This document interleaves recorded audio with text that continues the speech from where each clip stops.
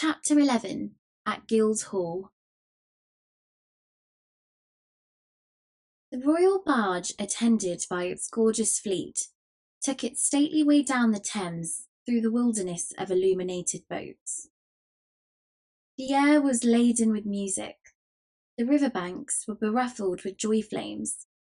The distant city lay in a soft, luminous glow from its countless invisible bonfires.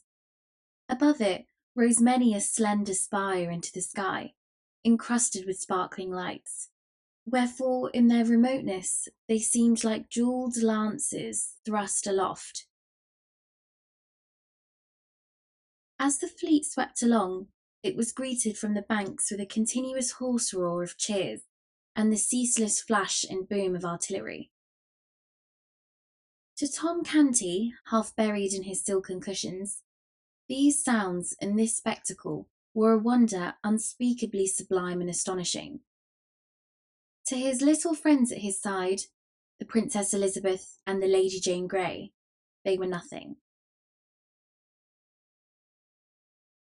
Arrived at the Dowgate, the fleet was towed up the limpid Walbrook, whose channel has now been for 2 centuries buried out of sight under acres of buildings, to Bucklesbury, past houses and under bridges populous with merrymakers and brilliantly lighted, and at last came to a halt in a basin where is now Barge Yard, in the centre of the ancient city of London.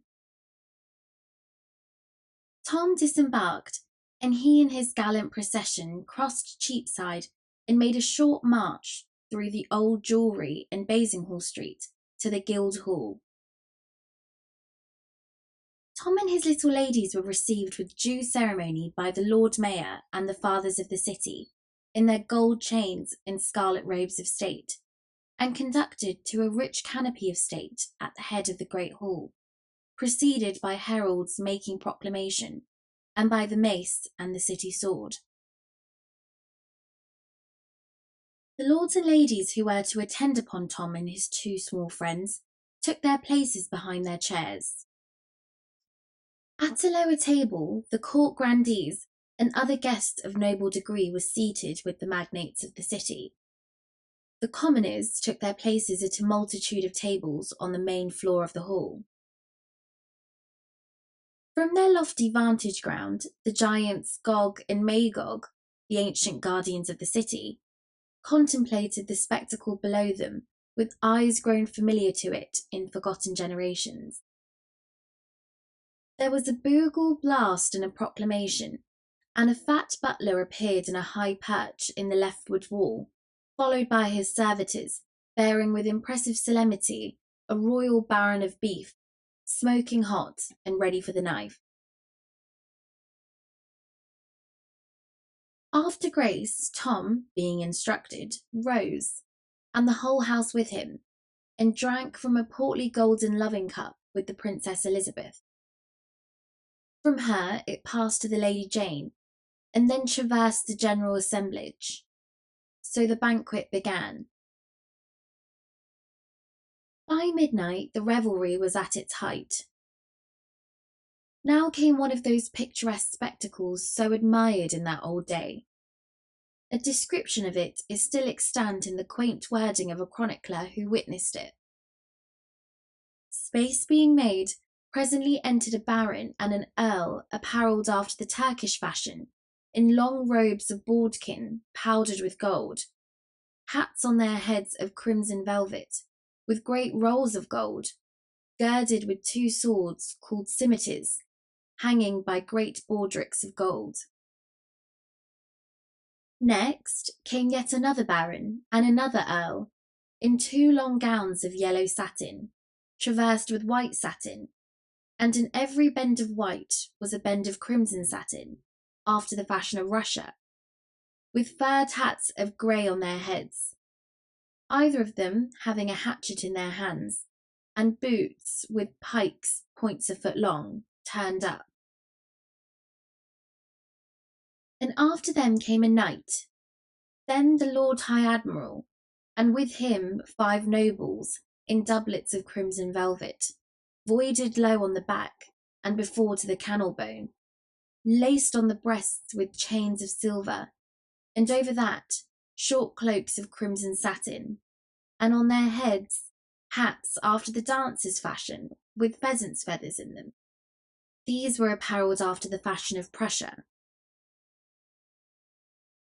The torch-bearers, which were about 100, were apparelled in crimson satin and green. Like Moors, their faces black. Next came an amomerai. Then the entertainers, which were disguised, danced, and the lords and ladies did wildly dance also, that it was a pleasure to behold.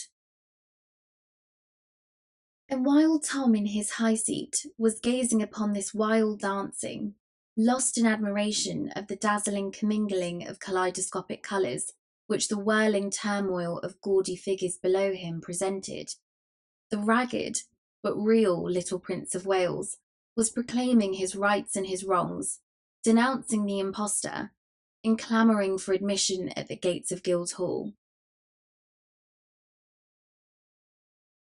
The crowd enjoyed this episode prodigiously, and pressed forward and craned their necks to see the small rioter.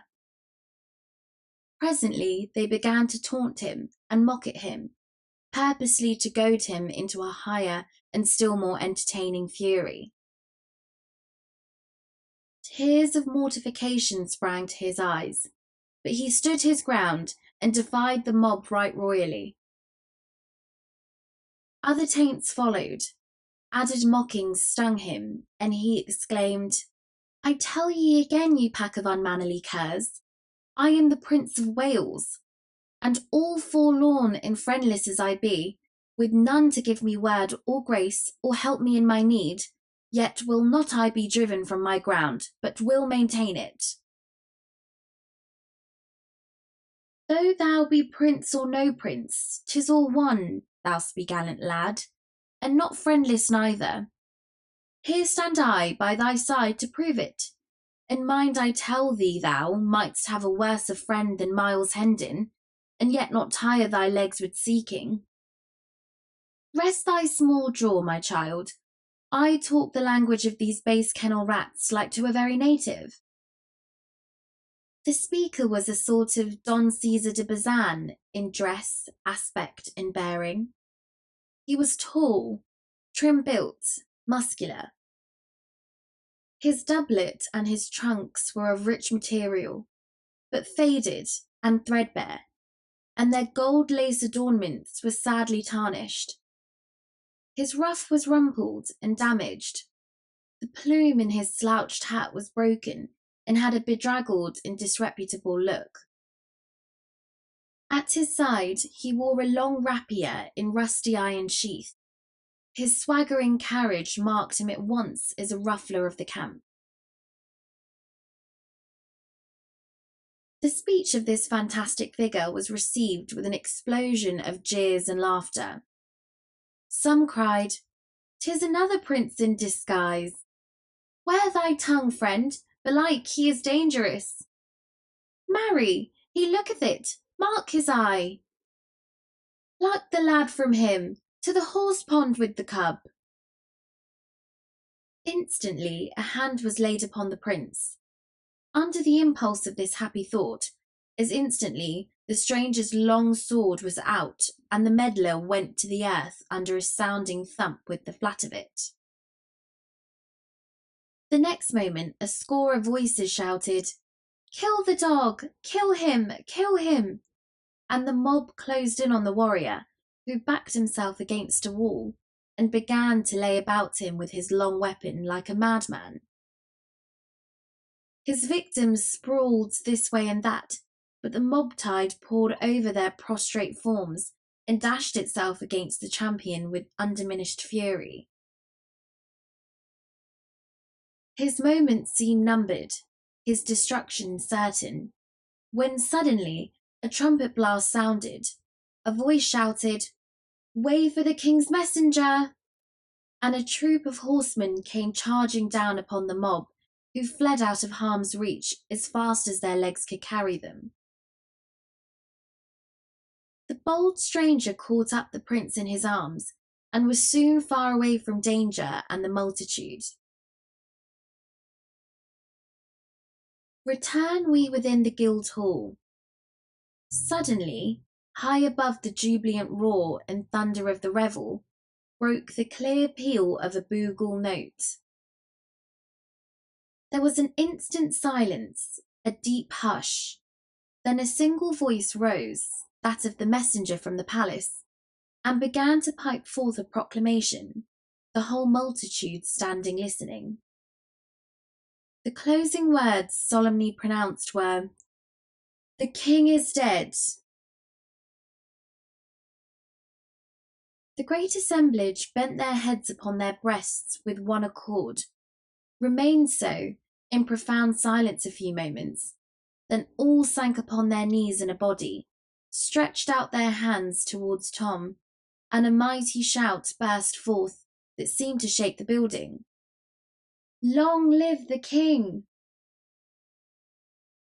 Poor Tom's dazed eyes wandered abroad over this stupefying spectacle, and finally rested dreamily upon the kneeling princesses beside him a moment, then upon the Earl of Hertford. A sudden purpose dawned in his face. He said in a low tone at Lord Hertford's ear, "Answer me truly on thy faith and honour. Uttered I here a command, the which none but a king might hold privilege and prerogative to utter? Would such commandment be obeyed, and none rise up to say me nay?" "None, my liege, in all these realms. In thy person bides the majesty of England. Thou art the king. Thy word is law." Tom responded in a strong, earnest voice, and with great animation. "Then shall the king's law be law of mercy, from this day, and nevermore be law of blood. Up from thy knees and away, to the Tower, and say that the king decrees the Duke of Norfolk shall not die." The words were caught up and carried eagerly from lip to lip, far and wide over the hall, and as Hertford hurried from the presence, another prodigious shout burst forth. "The reign of blood is ended. Long live Edward, King of England." Chapter 12. The Prince and his Deliverer. As soon as Miles Hendon and the little prince were clear of the mob, they struck down through the back lanes and alleys towards the river. Their way was unobstructed until they approached London Bridge, then they ploughed into the multitude again, Hendon keeping a fast grip upon the the king's wrist. The tremendous news was already abroad, and the boy learned it from 1,000 voices at once. The king is dead. The tidings struck a chill to the heart of the poor little waif, and sent a shudder through his frame. He realized the greatness of his loss, and was filled with a bitter grief, for the grim tyrant, who had been such a terror to others, had always been gentle with him. The tears sprang to his eyes and blurred all objects. For an instant, he felt himself the most forlorn, outcast, and forsaken of God's creatures. Then another cry shook the night with its far-reaching thunders. "Long live King Edward VI." And this made his eyes kindle, and thrilled him with pride to his fingers' ends. "Ah," he thought, "how grand and strange it seems. I am king." Our friends threaded their way slowly through the throngs upon the bridge. This structure, which had stood for 600 years and had been a noisy and populous thoroughfare all that time, was a curious affair. For a closely packed rank of stores and shops, with family quarters overhead, stretched along both sides of it, from one bank of the river to the other. The bridge was a sort of town to itself. It had its inn, its beer houses, its bakeries, its haberdasheries, its food markets, its manufacturing industries, and even its church. It looked upon the two neighbours which it linked together, London and Southwark, as being well enough as suburbs, but not otherwise particularly important. It was a close corporation, so to speak. It was a narrow town of a single street, a fifth of a mile long. Its population was but a village population, and everybody in it knew all his fellow townsmen intimately, and had known their fathers and mothers before them, and all their little family affairs into the bargain. It had its aristocracy, of course, its fine old families of butchers and bakers and what not, who had occupied the same old premises for 500 or 600 years, and knew the great history of the bridge from beginning to end, and all its strange legends, and who always talked bridgy talk, and thought bridgy thought, and lied in a long, level, direct, substantial, bridgy way. It was just the sort of population to be narrow and ignorant and self-conceited. Children were born on the bridge, were reared there, grew to old age, and finally died without ever having set foot upon any part of the world but London Bridge alone. Such people would naturally imagine that the mighty and interminable procession which moved through its streets night and day, with its confused roar of shouts and cries, its neighings and bellowings and bleatings, and its muffled thunder tramp, was the one great thing in this world, and themselves somehow the proprietors of it. And so they were, in effect. At least they could exhibit it from their windows, and did, for a consideration, whenever a returning king or hero gave it a fleeting splendour, for there was no place like it for affording a long, straight, uninterrupted view of marching columns. Men born and reared upon the bridge found life unendurably dull and inane elsewhere. History tells us of one of these who left the bridge at the age of 71 and retired to the country. But he could only fret and toss in his bed. He could not go to sleep. The deep stillness was so painful, so awful, so oppressive. When he was worn out with it, at last, he fled back to his old home, a lean and haggard spectre, and fell peacefully to rest and pleasant dreams under the lulling music of the lashing waters and the boom and crash and thunder of London Bridge. In the times of which we are writing, the bridge furnished object lessons in English history for its children, namely, the livid and decaying heads of renowned men impaled upon iron spikes atop of its gateways. But we digress. Hendon's lodgings were in the little inn on the bridge. As he neared the door with his small friend, a rough voice said, "So, thou'rt come at last. Thou'lt not escape again, I warrant thee, and if pounding thy bones to a pudding can teach thee somewhat, thou'lt not keep us waiting another time, mayhap." And John Canty put out his hand to seize the boy. Miles Hendon stepped in the way and said, "Not too fast, friend. Thou art needlessly rough, methinks. What is the lad to thee?" "If it be any business of thine to make and meddle in others' affairs, he is my son." "'Tis a lie," cried the little king hotly. "Boldly said, and I believe thee, whether thy small headpiece be sound or cracked, my boy.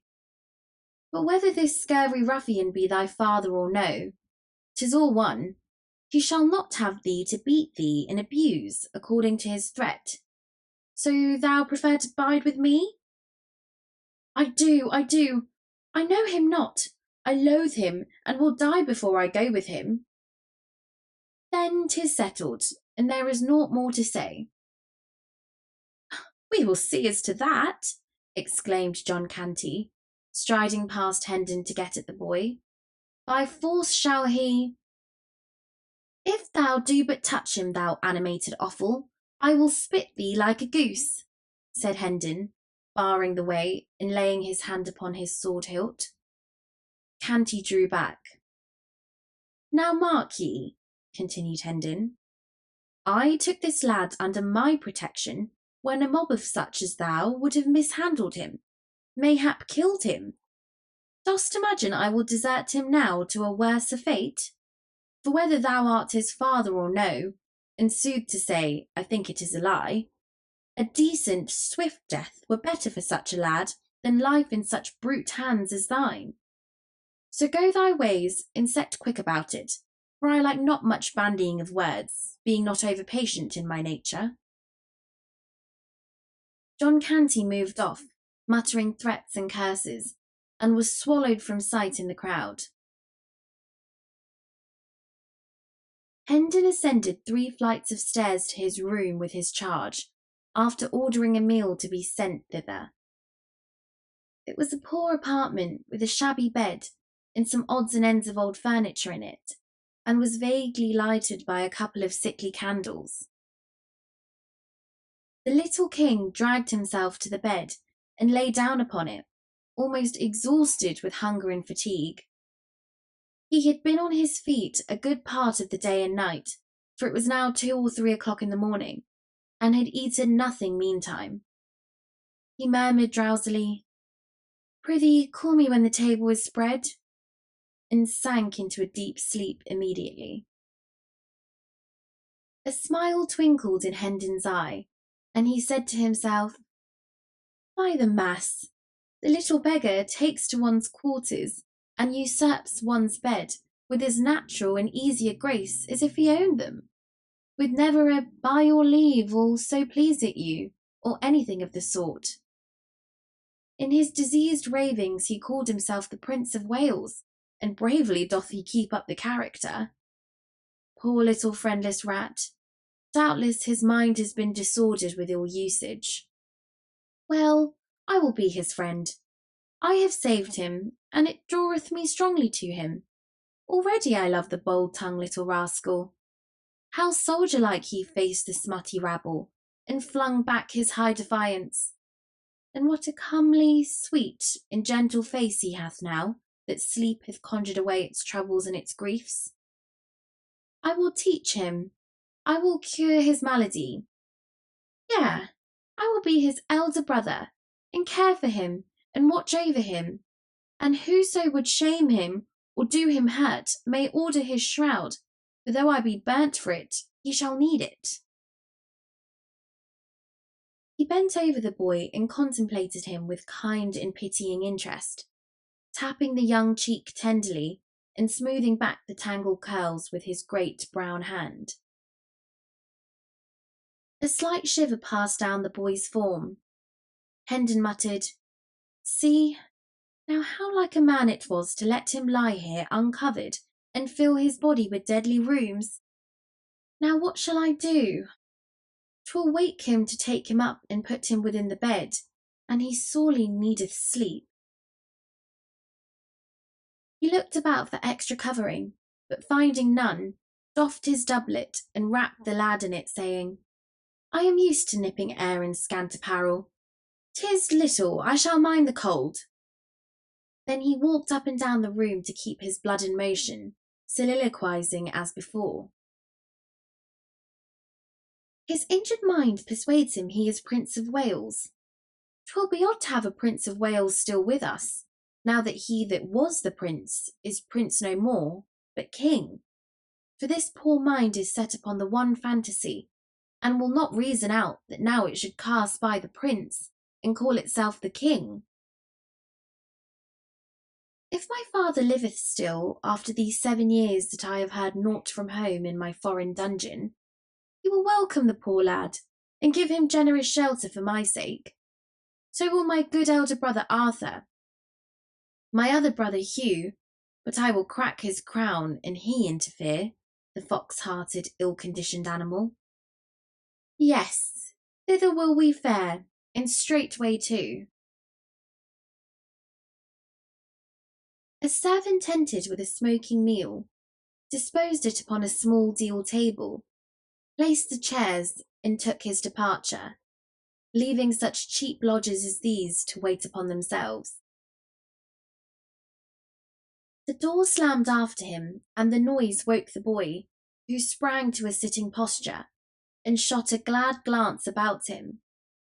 Then a grieved look came into his face, and he murmured to himself with a deep sigh, "Alack, it was but a dream. Woe is me." Next, he noticed Miles Hendon's doublet, glanced from that to Hendon, comprehended the sacrifice that had been made for him, and said gently, "Thou art good to me. Yes, thou art very good to me. Take it and put it on. I shall not need it more." Then he got up and walked to the washstand in the corner, and stood there waiting. Hendon said in a cheery voice, "We'll have a right hearty soup and bite, now, for everything is savoury and smoking hot. And that and thy nap together will make thee a little man again. Never fear." The boy made no answer, but bent a steady look that was filled with grave surprise, and also somewhat touched with impatience, upon the tall knight of the sword. Hendon was puzzled, and said, "What's amiss?" "Good sir, I would wash me." "Oh, is that all?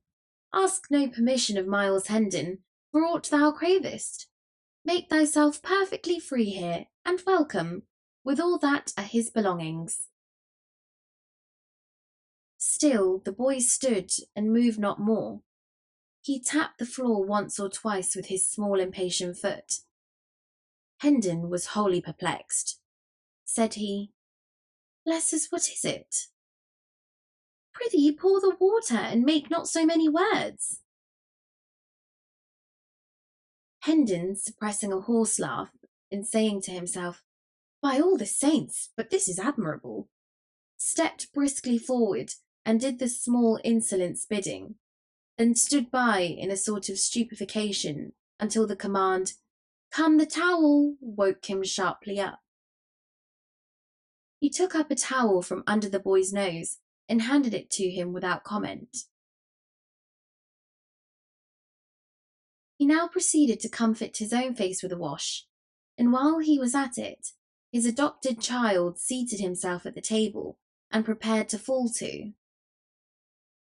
Hendon dispatched his ablutions with alacrity, then drew back the other chair and was about to place himself at the table, when the boy said indignantly, "Forbear! Wouldst sit in the presence of the king?" This blow staggered Hendon to his foundations. He muttered to himself, "Lo, the poor thing's madness is up with the time. It hath changed with the great change that is come to the realm, and now in fancy is he king. Good lack, I must humour the conceit too. There is no other way. Faith, he would order me to the Tower else." And pleased with this jest, he removed the chair from the table, took his stand behind the king, and proceeded to wait upon him in the courtliest way he was capable of. While the king ate, the rigour of his royal dignity relaxed a little, and with his growing contentment came a desire to talk. He said, "I think thou callest thyself Miles Hendon, if I heard thee aright?" "Yes, sire," Miles replied, then observed to himself, "If I must humour the poor lad's madness, I must sire him, I must majesty him. I must not go by halves. I must stick at nothing that belongeth to the part I play, else shall I play it ill, and work evil to this charitable and kindly cause." The king warmed his heart with a second glass of wine, and said, "I would know thee. Tell me thy story. Thou hast a gallant way with thee, and a noble. Art nobly born?" "We are of the tale of the nobility, good your majesty. My father is a baronet, one of the smaller lords by knight service, Sir Richard Hendon of Hendon Hall, by Monk's Home in Kent." "The name has escaped my memory. Go on, tell me thy story." "'Tis not much, your majesty. yet perchance it may beguile a short half-hour for want of a better. My father, Sir Richard, is very rich and of a most generous nature. My mother died whilst I was yet a boy. I have 2 brothers, Arthur, my elder, with a soul like to his father's, and Hugh, younger than I, a mean spirit, covetous, treacherous, vicious, underhanded, a reptile. Such was he from the cradle. Such was he 10 years past when I last saw him, a ripe rascal at 19, I being 20 then, and Arthur 22. There is none other of us but the Lady Edith, my cousin. She was 16 then, beautiful, gentle, good, the daughter of an earl, the last of her race, heiress of a great fortune and a lapsed title. My father was her guardian. I loved her and she loved me, but she was betrothed to Arthur from the cradle, and Sir Richard would not suffer the contract to be broken. Arthur loved another maid, and bade us be of good cheer, and hold fast to the hope that delay and luck together would some day give success to our several causes. Hugh loved the Lady Edith's fortune, though in truth he said it was herself he loved, but then 'twas his way, always, to say one thing and mean the other. But he lost his arts upon the girl. He could deceive my father, but none else. My father loved him best of us all, and trusted and believed him, for he was the youngest child, and others hated him, these qualities being in all ages sufficient to win a parent's dearest love. And he had a smooth, persuasive tongue, with an admirable gift of lying, and these be qualities which do mightily assist a blind affection to cozen itself. I was wild, in truth. I may go farther and say very wild, though 'twas a wildness of an innocent sort, since it hurt none but me, brought shame to none, nor loss, nor had in it any taint of crime or baseness, or what might not beseem mine honourable degree. Yet did my brother Hugh turn these faults to a good account, he seeing that our brother Arthur's health was but indifferent, and hoping the worse might work him profit were I swept out the path. So but 'twere a long tale, good my liege, and little worth the telling. Briefly then, this brother did deftly magnify my faults, and make them crimes, ending his base work with finding a silken ladder in mine apartments, conveyed thither by his own means, and did convince my father by this, and suborned evidence of servants and other lying knaves, that I was minded to carry off my Edith and marry with her in rank defiance of his will. 3 years of banishment from home in England might make a soldier and a man of me, my father said, and teach me some degree of wisdom. I fought out my long probation in the Continental Wars, tasting sumptuously of hard knocks, privation, and adventure. But in my last battle I was taken captive, and during the 7 years that have waxed and waned since then, a foreign dungeon hath harboured me. Through wit and courage I won to the free air at last, and fled hither straight, and am but just arrived, right poor in purse and raiment, and poorer still in knowledge of what these dull 7 years have wrought at Hendon Hall, its peoples and belongings. So please you, sir, my meagre tale is told.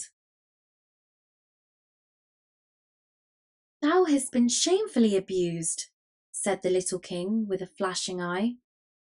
But I will right thee, by the cross will I, the king hath said it. Then fired by the story of Miles's wrongs, he loosed his tongue and poured the history of his own recent misfortunes into the ears of the astonished listener. When he had finished, Miles said to himself, Lo, what an imagination he hath! Verily, this is no common mind, else crazed or sane, it could not weave so straight and gaudy a tale as this out of the airy nothings wherewith it hath wrought this curious romaunt. Poor ruined little head, it shall not lack friend or shelter whilst I bide with the living. He shall never leave my side, he shall be my pet, my little comrade, and he shall be cured, made whole and sound. Then will he make himself a name, and proud shall I be to say, yes, he is mine. I took him, a homeless little ragamuffin, but I saw what was in him, and I said his name would be heard some day. Behold him, observe him. Was I right? The king spoke in a thoughtful, measured voice. Thou didst save me injury and shame, perchance my life, and so my crown. Such service demandeth rich reward. Name thy desire, and so it be within the compass of my royal power. It is thine. This fantastic suggestion startled Hendon out of his reverie. He was about to thank the king and put the matter aside, with saying he had only done his duty and desired no reward. But a wiser thought came into his head, and he asked leave to be silent a few moments and consider the gracious offer, an idea which the king gravely approved, remarking that it was best not to be too hasty with a thing of such great import. Miles reflected during some moments, then said to himself, yes, that is the thing to do. By any other means it were impossible to get at it, and certes, this hour's experience has taught me 'twould be most wearing and inconvenient to continue it as it is. Yes, I will propose it. 'Twas a happy accident that I did not throw the chance away. Then he dropped upon one knee and said, my poor service went not beyond the limit of a subject's simple duty, and therefore hath no merit. But since your majesty is pleased to hold it worthy some reward, I take heart of grace to make petition to this effect. Near 400 years ago, as your grace knoweth, there being ill blood betwixt John, King of England, and the King of France, it was decreed that the two champions should fight together in the lists, and so settle the dispute by what is called the arbitrament of God. These two kings and the Spanish king being assembled to witness and judge the conflict, the French champion appeared, but so redoubtable was he that our English knights refused to measure weapons with him. So the matter, which was a weighty one, was like to go against the English monarch by default. Now in the Tower lay the Lord de Courcy, the mightiest arm in England, stripped of his honours and possessions, and wasting with long captivity. Appeal was made to him. He gave assent, and came forth arrayed for battle.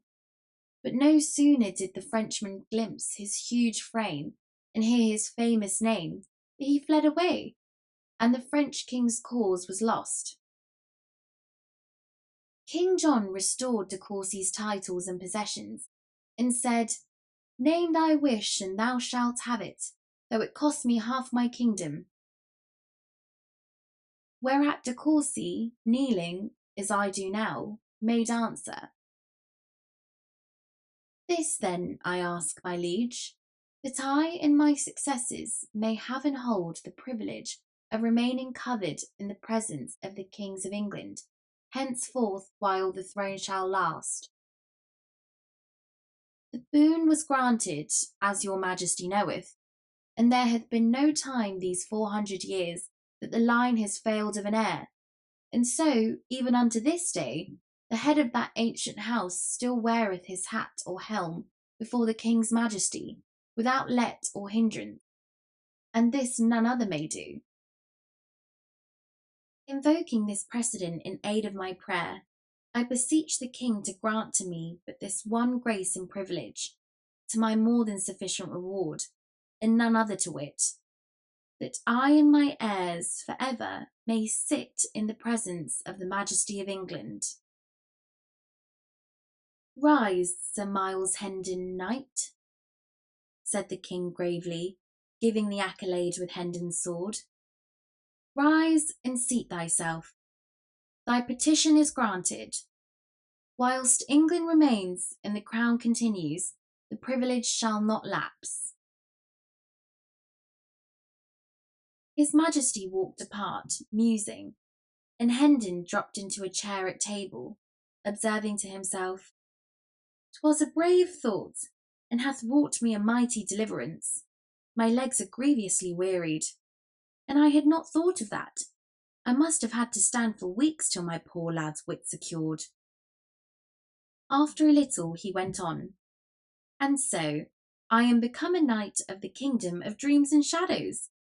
A most odd and strange position, truly, for one so matter-of-fact as I. I will not laugh, no, God forbid, for this thing which is so substanceless to me is real to him. And to me also in one way it is not a falsity, for it reflects with truth the sweet and generous spirit that is in him."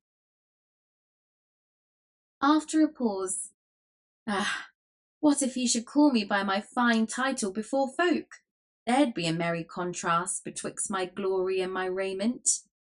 But no matter, let him call me what he will, so it please him.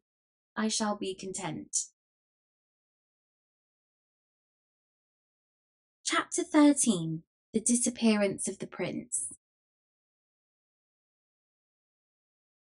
A heavy drowsiness presently fell upon the two comrades. The king said, "Remove these rags," meaning his clothing. Hendon disapparelled the boy without dissent or remark, tucked him up in bed, then glanced about the room, saying to himself ruefully, "He hath taken my bed again, as before. Marry, what shall I do?" The little king observed his perplexity and dissipated it with a word. He said sleepily, "Thou wilt sleep athwart the door and guard it?" In a moment more he was out of his troubles, in a deep slumber. "Dear heart, he should have been born a king," muttered Hendon admiringly. "He playeth the part to a marvel." Then he stretched himself across the door on the floor, saying contentedly, "I have lodged worse for 7 years. 'Twould be but ill gratitude to him above to find fault with this." He dropped asleep as the dawn appeared. Toward noon he rose, uncovered his unconscious ward a section at a time, and took his measure with a string. The king awoke just as he had completed his work, complained of the cold, and asked what he was doing. "'Tis done now, my liege," said Hendon. "I have a bit of business outside, but will presently return. Sleep thou again, thou needst it. There, let me cover thy head also, thou'lt be warm the sooner." The king was back in dreamland before this speech was ended. Miles slipped softly out and slipped as softly in again in the course of 30 or 40 minutes, with a complete second-hand suit of boy's clothing, of cheap material and showing signs of wear, but tidy and suited to the season of the year. He seated himself and began to overhaul his purchase, mumbling to himself, "A longer purse would have got a better sort, but when one has not the long purse, one must be content with what the short one may do." "There was a woman in our town did dwell." He stirred, methinks. I must sing in a less thunderous key. 'Tis not good to mar his sleep with this journey before him, and he so wearied out. Poor chap. This garment, 'tis well enough. A stitch here and another there will set it all right. This other is better, albeit a stitch or two will not come amiss in it likewise. These be very good and sound, and will keep his small feet warm and dry. An odd new thing to him, belike, since he has doubtless been used to foot it bare, winters and summers the same. Would thread were bread, seeing one getteth a year's sufficiency for a farthing, and such a brave big needle without cost for mere love. Now shall I have the demon's own time to thread it? And so he had. He did as men have always done, and probably always will do, to the end of time. He held the needle still, and tried to thrust the thread through the eye, which is the opposite of a woman's way. Time and time again the thread missed the mark, going sometimes on one side of the needle, sometimes on the other, sometimes doubling up against the shaft. But he was patient, having been through these experiences before when he was soldiering. He succeeded at last, and took up the garment that had lain waiting meantime across his lap, and began his work. The inn is paid, the breakfast that is to come included, and there is wherewithal left to buy a couple of donkeys and meet our little costs for the 2 or 3 days betwixt this and the plenty that awaits us at Hendon Hall. She loved her husband. Body o' me, I have driven the needle under my nail. It matters little, 'tis not a novelty, yet 'tis not a convenience neither. We shall be merry there, little one, never doubt it. Thy troubles will vanish there, and likewise thy sad distemper. She loved her husband dearly, but another man. These be noble large stitches, holding the garment up and viewing it admiringly. They have a grandeur and a majesty that do cause these small stingy ones of the tailor-man to look mightily paltry and plebeian. She loved her husband dearly, but another man he loved she. Marry, 'tis done. A goodly piece of work too, and wrought with expedition. Now will I wake him, apparel him, pour for him, feed him, and then we will hie us to the mart by the Tabard Inn in Southwark, and be pleased to rise, my liege. He answereth not. What, ho, my liege? Of a truth must I profane his sacred person with a touch, scythe his slumber as deaf to speech. What? He threw back the covers. The boy was gone. He stared about him in speechless astonishment for a moment, noticed for the first time that his ward's ragged raiment was also missing. Then he began to rage and storm and shout for the innkeeper. At that moment a servant entered with breakfast. Explain, thou limb of Satan, or thy time is come, roared the man of war, and made so savage a spring toward the waiter that this latter could not find his tongue for the instant, for fright and surprise. Where is the boy? In disjointed and trembling syllables, the man gave the information desired. You were hardly gone from the place, your worship, when a youth came running and said it was your worship's will that the boy come to you straight, at the bridge end, on the Southwark side. I brought him hither, and when he woke the lad and gave his message, the lad did grumble some little for being disturbed so early, as he called it, but straightway trussed on his rags and went with the youth, only saying it had been better manners that your worship came yourself, not sent a stranger. And so thou art a fool, and easily cozened. Hang all thy breed, yet mayhap no hurt is done, possibly no harm is meant the boy. I will go fetch him, make the table ready. Stay, the coverings of the bed were disposed as if one lay beneath them. Happened that by accident? I know not, good your worship. I saw the youth meddle with them, he that came for the boy. 1,000 deaths! 'Twas done to deceive me, 'tis plain. 'Twas done to gain time. Hark ye, was that youth alone? All alone, your worship. Art sure? Sure, your worship. Collect thy scattered wits. Bethink thee, take time, man. After a moment's thought, the servant said, When he came, none came with him. But now I remember me that as the two stepped into the throng of the bridge, a ruffian-looking man plunged out from some near place, and just as he was joining them— What then? Out with it! Thundered the impatient Hendon, interrupting. Just then the crowd lapped them up and closed them in, and I saw no more, being called by my master, who in a rage because a joint that the scrivener had ordered was forgot. Though I take all the saints to witness that to blame me for that miscarriage were like holding an unborn babe to judgment for sins Out of my sight, idiot! Thy prating drives me mad. Hold! Whither art flying? Canst not bide still an instant?